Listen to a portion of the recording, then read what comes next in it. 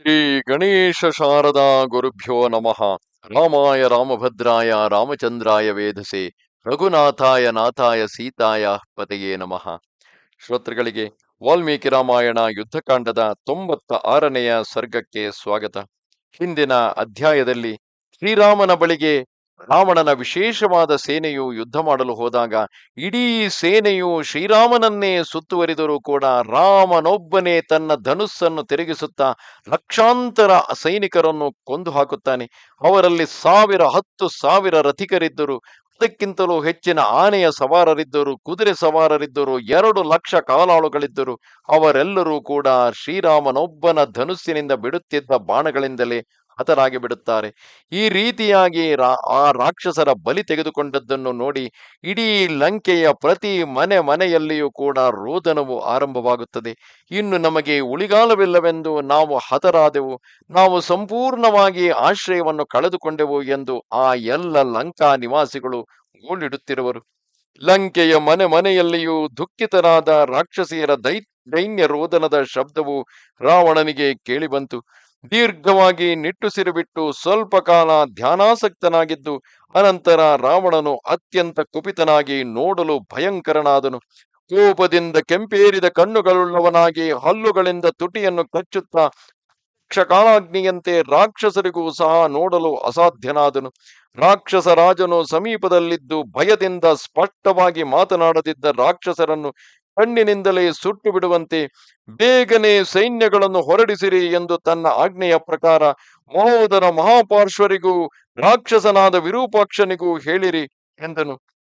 ಆತನ ಆ ಮಾತು ಕೇಳಿ ರಾಕ್ಷಸರು ಭಯಗೊಂಡು ನಿರ್ಭಯದಿಂದಿದ್ದ ಅವರಿಗೆ ರಾಜಾಜ್ಞೆಯನ್ನು ತಿಳಿಸಿದರು. ಭಯಂಕರ ನೋಟಗಳುಳ್ಳ ಆ ರಾಕ್ಷಸರೆಲ್ಲರೂ ಹಾಗೆಯೇ ಆಗಲಿ ಎನ್ನುತ್ತಾ ಸ್ವಸ್ತಿ ವಾಚನಗಳನ್ನು ಪಡೆದು ಯುದ್ಧಾಭಿಮುಖರಾಗಿ ತೆರಳಲು ಉದ್ಯುಕ್ತರಾದರು. ಸೂಕ್ತ ರೀತಿಯಲ್ಲಿ ರಾವಣನನ್ನು ಗೌರವಿಸಿ ಒಡೆಯನ ವಿಜಯವನ್ನು ಕೋರುತ್ತಾ ಆ ರಾಕ್ಷಸರು ಎಲ್ಲರೂ ಕೈಗಳನ್ನು ಜೋಡಿಸಿಕೊಂಡು ನಿಂತರು. ಆಗ ಅವರನ್ನು ನೋಡಿ ನಗುತ್ತಾ ರಾವಣನು ಕೋಪಾವೇಶಿತನಾಗಿ ಮಹೋದರ ಮಹಾಪಾರ್ಶ್ವ ವಿರೂಪಾಕ್ಷರಿಗೆ ಹೀಗೆಂದನು. ಈಗ ನನ್ನ ಧನುಸ್ಸಿನಿಂದ ಬಿಡತಕ್ಕ ಪ್ರಳಯ ಕಾಲದ ಸೂರ್ಯನಿಗೆ ಸದೃಶವಾದ ಬಾಣಗಳಿಂದ ರಾಮ ಲಕ್ಷ್ಮಣರನ್ನು ಯಮಪುರಿಗೆ ಕಳುಹಿಸುವೆನು. ಶತ್ರುಗಳನ್ನು ವಧಿಸಿ ಖರ, ಕುಂಭಕರ್ಣ, ಪ್ರಹಸ್ತ, ಇಂದ್ರಜಿತುಗಳ ಸಂಹಾರಕ್ಕೆ ಮುಯ್ಯಿ ತೀರಿಸಿಕೊಳ್ಳುವೆನು. ನನ್ನ ಬಾಣಗಳೆಂಬ ಮೇಘಗಳಿಂದ ಕವಿದು ಆಕಾಶವು, ದಿಕ್ಕುಗಳು, ನದಿಗಳು, ಸಾಗರವು ಕಾಣಿಸದೆ ಹೋಗುವವು. ರೆಕ್ಕೆಗಳುಳ್ಳ ಬಾಣರಾಶಿಗಳನ್ನು ನನ್ನ ಧನುಸ್ಸಿನಿಂದ ಪ್ರಯೋಗಿಸಿ ವಾನರ ಪ್ರಮುಖರ ಸೈನ್ಯಗಳನ್ನೀಗ ತುಂಡು ತುಂಡಾಗಿ ಧ್ವಂಸ ಮಾಡುವೆನು. ವಾಯುವಿನ ಸಾಮರ್ಥ್ಯವುಳ್ಳ ರಥದಿಂದ, ಧನುಸ್ಸೆಂಬ ಸಮುದ್ರದಿಂದ ಉಕ್ಕಿ ಬರುವ ಬಾಣಗಳೆಂಬ ಅಲೆಗಳಿಂದ ಈಗ ಕಪಿಸೈನ್ಯಗಳನ್ನು ಅರೆದು ಹಾಕುವೆನು. ಅರಳಿದ ಕಮಲಗಳಂತೆ ಮುಖಗಳುಳ್ಳ, ಕಮಲದ ಕೇಸರದ ಕಾಂತಿಯುಳ್ಳ ಸೈನ್ಯಗಳೆಂಬ ಕೆರೆಗಳನ್ನು ಆನೆಯಂತೆ ಧ್ವಂಸ ಮಾಡುವೆನು. ಮುಖಗಳಿಗೆ ಬಾಣಗಳು ನಾಟಿಕೊಂಡು ಈಗ ಕಪಿನಾಯಕರು ದಂಟುಗಳೊಡಗೊಂಡಿರುವ ಕಮಲಗಳಂತೆ ಭೂಮಿಯನ್ನು ಅಲಂಕರಿಸುವರು.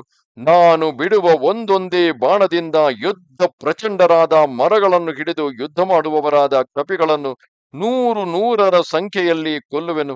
ಯಾರು ಯಾರಿಗೆ ಗಂಡ ಮಡಿದನೋ, ಅಣ್ಣನು ಮಡಿದಿರುವನೋ, ಮಕ್ಕಳು ಮಡಿದರೂ ಅವರ ಕಣ್ಣೀರನ್ನೀಗ ಶತ್ರುವನ್ನು ವಧಿಸಿ ಒರೆಸುವೆನು.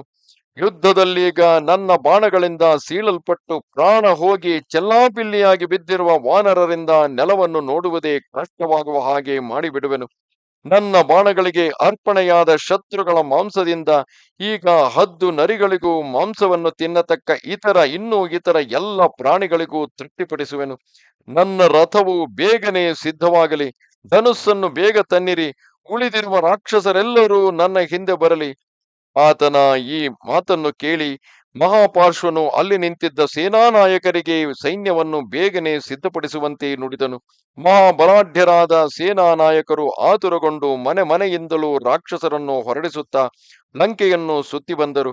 ಕ್ಷಣಕಾಲದಲ್ಲಿ ಘೋರ ರೂಪಿಗಳಾದ ರಾಕ್ಷಸರು ಹೊರಬಂದರು.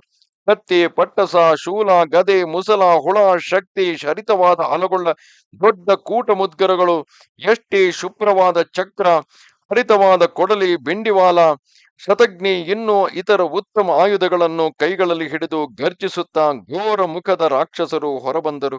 ಬಳಿಕ ರಾವಣನ ಆಜ್ಞೆಯಂತೆ ಸೇನಾಧ್ಯಕ್ಷನು ವೇಗವಾಗಿ ಹೋಗತಕ್ಕ 8 ಕುದುರೆಗಳ ರಥವನ್ನು ಸಾರಥಿಯ ಸಮೇತ ಬೇಗನೆ ತಂದನು. ಭಯಂಕರನಾದ ರಾವಣನು ತನ್ನ ತೇಜಸ್ಸಿನಿಂದಲೇ ಸುತ್ತಲೂ ಬೆಳಗುತ್ತಾ ರಥವನ್ನಡರಿದನು. ಬಹುಮಂದಿ ರಾಕ್ಷಸರಿಂದ ಕೂಡಿ ರಾವಣನು ತನ್ನ ಬಲದ ಗಾಂಭೀರ್ಯದಿಂದ ಭೂಮಿಯನ್ನು ಸೀಳುವಂತೆ ಕೂಡಲೇ ಹೊರಟನು. ರಾವಣನಿಂದ ಆಜ್ಞಪ್ತರಾಗಿ ಮಹಾಪಾರ್ಶ್ವ ಮಹೋದರರು ಅಜೇಯನಾದ ವಿರೂಪಾಕ್ಷನು ರಥಗಳನ್ನು ಹತ್ತಿದರು. ಸಾಮಾನ್ಯವಾಗಿ ಕೆಲವು ಸೈನಿಕರ ಅಥವಾ ವಿಶೇಷವಾಗಿ ಸೇನಾ ನಾಯಕರ ಹೆಸರುಗಳು ಪದೇ ಪದೇ ಅದೇ ಹೆಸರುಗಳು ಮರಳಿ ಬರುತ್ತವೆ. ಅವರುಗಳು ಬೇರೆ ಬೇರೆಯವರಾಗಿದ್ದು ಒಂದೇ ಹೆಸರಿನವರಾಗಿರಬಹುದು. ಸಂತೋಷದಿಂದ ಕೂಗುತ್ತಾ ಭೂಮಿಯನ್ನು ಕೊರೆಯುವಂತೆ ಭಯಂಕರ ಶಬ್ದವನ್ನು ಮಾಡುತ್ತಾ ಅವರೆಲ್ಲರೂ ಜಯಾಪೇಕ್ಷೆಯಿಂದ ಹೊರಟರು. ತೇಜೋವಂತನು ಕಾಲ ಯಮನಿಗೆ ಸಮಾನನೂ ಆದ ರಾವಣನು ಧನುಸ್ಸನ್ನು ಎತ್ತಿ ಹಿಡಿದು ರಾಕ್ಷಸರ ಸೈನ್ಯಗಳೊಡಗೂಡಿ ಯುದ್ಧಕ್ಕೆ ತೆರಳಿದನು. ಬಹುವೇಗದಿಂದ ಹೋಗುವ ಕುದುರೆಗಳುಳ್ಳ ರಥದಲ್ಲಿ ಆ ಮಹಾರಥನು ರಾಮ ಲಕ್ಷ್ಮಣರಿದ್ದ ಉತ್ತರದ ಬಾಗಿಲಿನಿಂದ ಹೊರಹೊರಟನು. ಒಡನೆಯೇ ಸೂರ್ಯನು ಕಾಂತಿಗೊಂದಿದನು. ದಿಕ್ಕುಗಳು ಅಂಧಕಾರದಿಂದ ಕವಿದವು. ಪಕ್ಷಿಗಳು ಭಯಂಕರವಾಗಿ ಕೂಗಿಕೊಂಡವು. ಭೂಮಿ ನಡುಗಿದಂತಾಯಿತು. ವರುಣದೇವನು ರಕ್ತದ ಮಳೆಗರೆದನು. ಕುದುರೆಗಳು ಮಾರ್ಗದಲ್ಲಿ ಜಾರಿದವು. ಧ್ವಜದ ತುದಿಯಲ್ಲಿ ಹದ್ದು ಬಂದು ಎರಗಿತು. ನರಿಗಳು ಅಮಂಗಳವಾಗಿ ಕೂಗಿದವು. ಎಡಗಣ್ಣು ಮಿಡಿಯಿತು. ಎಡ ತೋಳು ಅದುರಿತು. ಮುಖವು ಬಣ್ಣಗೊಂದಿತು. ಧ್ವನಿಯು ಸ್ವಲ್ಪ ಕುಗ್ಗಿತು. ಯುದ್ಧಕ್ಕಾಗಿ ಹೊರಟ ರಾಕ್ಷಸ ರಾವಣನಿಗೆ ಯುದ್ಧದಲ್ಲಿ ಮರಣವನ್ನು ಸೂಚಿಸತಕ್ಕ ಈ ಅಪಶಕುನಗಳು ಕಾಣಿಸಿಕೊಂಡವು. ಸಿಡಿಲಿಗೆ ಸಮವಾದ ಧ್ವನಿಯಿಂದ ಉಲ್ಕೆಗಳು ಅಂತರಿಕ್ಷದಲ್ಲಿ ಬಿದ್ದವು. ಹದ್ದುಗಳು ಅಮಂಗಳವಾಗಿ ಕೂಗಿದವು.